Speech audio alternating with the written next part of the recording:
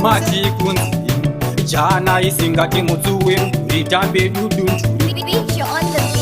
Makumbo angu panofamba, maoko angu zvanobata, muromo wangu paunoshama, unotaura zvinovava. Handikodzere, handikodzere Mwari wangu, handikodzere kuti ndinzi mwana wenyu.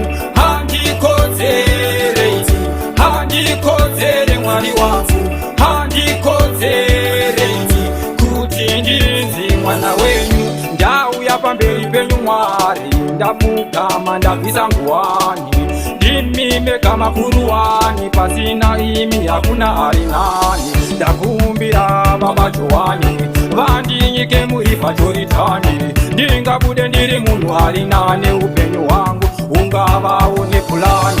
Handikodzere, handikodzere Mwari wangu, handikodzere kuti ndinzi mwana wenyu. Handikodzere, handikodzere Mwari wangu, handikodzere kuti ndinzi mwana wenyu.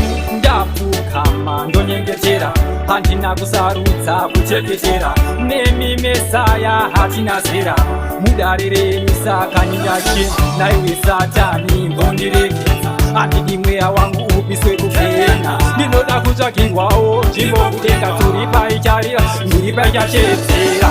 Handikodzere, handikodzere Mwari wangu, handikodzere kuti ndinzi mwana wenyu. Handikodzere, handikodzere Mwari wangu, handikodzere kuti ndinzi mwana wenyu. Ndauya pamberi penyu Mwari, ndapfugama ndabvisa nguwani, ndimime kama kuruwani, pasina imi hakuna ari nani. Ndakumbira Baba Johani, vandinyike murifa Jorodhani, ndingabude ndiri munhu ari nane, upenyu hwangu hungavawo nepulani. Handikodzere, handikodzere Mwari wangu, handikodzere kuti ndinzi mwana wenyu. Handikodzere, handikodzere Mwari wangu, handikodzere kuti ndinzi mwana wenyu. Ndapfugama ndonyengetera, handina kusarudza kuchekechera, nemi Mesaya hatina zera.